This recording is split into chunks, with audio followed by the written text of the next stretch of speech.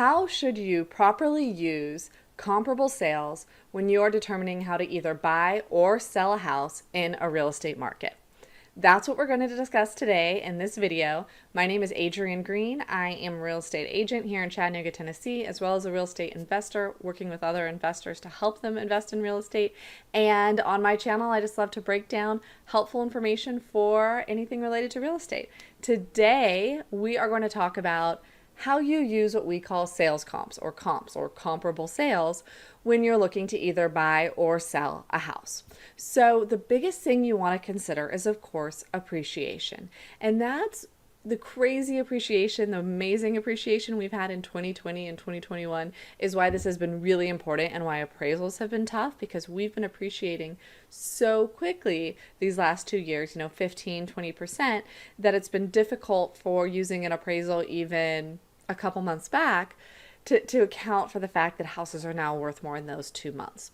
Now, in 2022, where we are now, we are not anticipating, 15 to 20% into appreciation in the U.S. this year. We are anticipating, depending on your resource and what market you're in, some appreciation this year. Okay?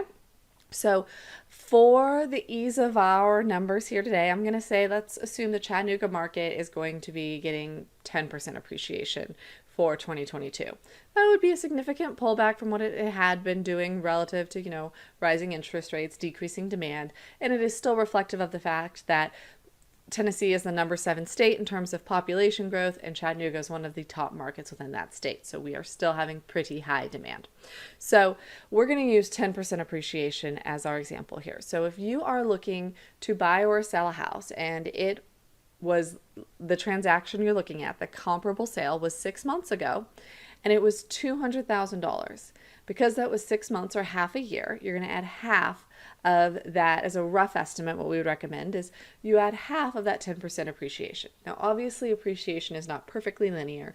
We do potentially have some seasonality where it's higher or lower, but this is going to give you a rough idea of where that would be. So if a house sold for $200,000 6 months ago, well, what's 10% of $200,000? It's $20,000. So that means that if a house sold for $200,000 and it was comparable to the house in question that we're evaluating it for, then the house in question would be worth $220,000 today, 6 months later. That is why considering the appreciation when you look at these sales comps is so important, because that is a really notable difference over just 6 months and over a purchase price of $200,000, which is not, it's below our average purchase price. It's not a huge purchase price, okay? So that is what we recommend to clients when they're looking to buy or sell.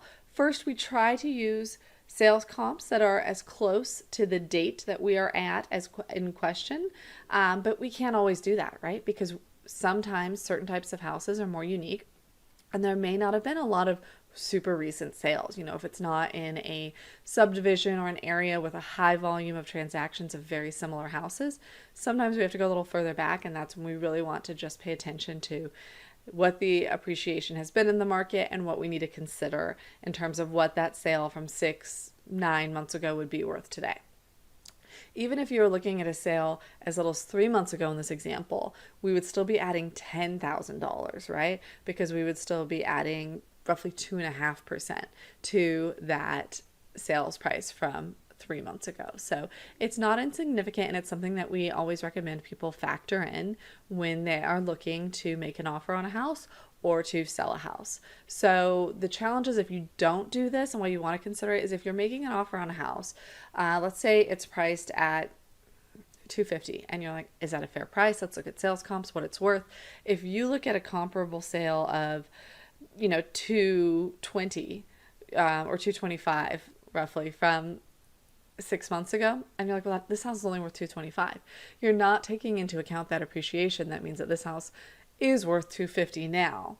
And you might put in a low offer because you're not using appropriate data, and then you're not going to get the house because you're afraid of overpaying, but in actuality, your offer was low versus what its market value should be. And on the flip side, when you're looking to list a house, listing it at a right price that is appropriate and piques interest while not leaving money on the table is really important as well. So same kind of thing. Let's say that you are the one who's looking to list this house and you saw sales comp from 6 months ago at 225. You would want to consider, well, what has the market done in the last 6 months and how much has it appreciated and what's that 225 house worth today? Because that's closer to where you would want to actually list your house. Now, there are some other factors that go into appropriate pricing and, finding how things are comparable or adjusting for differences between comps, right? But that's not the purpose of today's video. Today's video is what you need to consider in terms of the timeliness of your sales comps and how to adjust them. So we can do more videos about sales comps if you're interested. I'd love for you to post your questions in the comments. I'd be happy to answer them in future videos. And as always, if this is helpful or you'd like more videos about buying, selling, investing in real estate, please thumbs up the video and subscribe to the channel. Adrienne Green here. Thank you so much and have a great day.